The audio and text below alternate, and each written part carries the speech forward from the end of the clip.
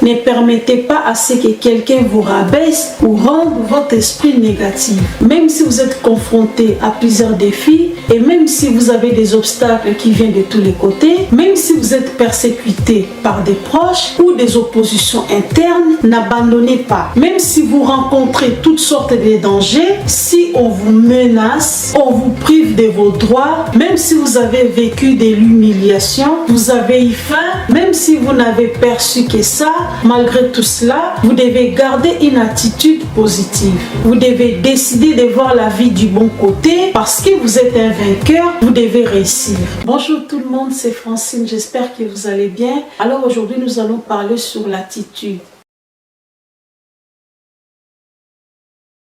Qu'est-ce qu'est l'attitude? L'attitude, c'est la relation entre les pensées, les émotions et les actions. Donc, c'est trois en un.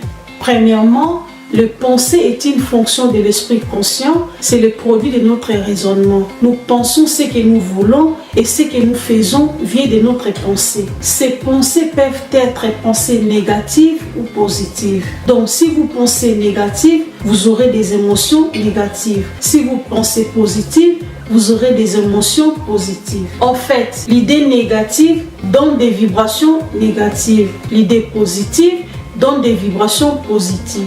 Deuxièmement, nous allons parler des émotions. Les émotions, c'est l'esprit émotionnel que vous avez dans votre esprit. Cette idée va contrôler la vibration de votre corps. Ça peut être une idée positive ou négative. En fait, c'est les sentiments exprimés par le corps. La vibration, c'est l'émotion. Ce sont les actions qui produisent nos résultats. Il faut bien différencier l'attitude et le comportement. L'attitude n'est pas observable, tandis que les comportements sont des actes observables. Sachez que votre attitude peut vous faire atteindre les niveaux les plus élevés. Elle peut aussi vous conduire dans l'échec. Elle détermine aussi à quel niveau vous pouvez atteindre votre bonheur et votre succès. Votre succès ne dépend pas des problèmes que vous avez, mais de la manière dont vous réagissez face à ces problèmes. Il faut savoir que ce qui différencie les humains et les bêtes, c'est l'attitude. Quand vous êtes confronté à des défis ou des situations qui vous demandent plus d'attention, la première chose à faire est d'examiner votre attitude. Il faut savoir qu'aucune situation dans la vie n'est au-delà de la rédemption et rien ne peut vous déstabiliser. Peu importe ce qui se passe autour de vous, vous devez garder une attitude positive. En fait, c'est l'attitude qui est plus important.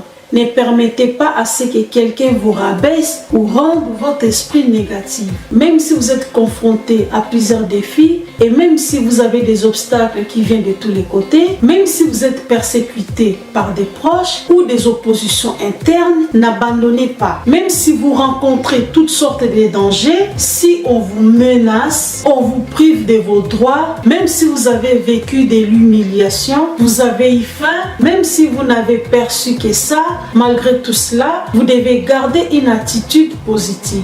Vous devez décider de voir la vie du bon côté parce que vous êtes un vainqueur, vous devez réussir. Quand vous avez une bonne attitude positive, vous gérez des problèmes au lieu de fuir, au lieu d'avoir peur, de désespérer. Vous devez être courageux car c'est votre attitude qui vous aidera à mieux gérer tous les problèmes dans lesquels vous vous trouverez. Si votre attitude est mauvaise, vous allez mal régler les choses qui vous arrivent. Les attitudes de certaines personnes les ont conduits dans des confusions terribles. Vous devez savoir que le bonheur dans la vie est déterminé à 10% par des problèmes qui vous arrivent et à 90% comment vous réagissez face à ces problèmes. L'attitude est la clé du succès. Vous devez garder votre attitude sur la bonne voie. Faites attention à chaque personne qui peut avoir une influence sur votre attitude. Votre entourage peut affecter votre attitude volontairement ou involontairement à travers des pensées et des paroles négatives.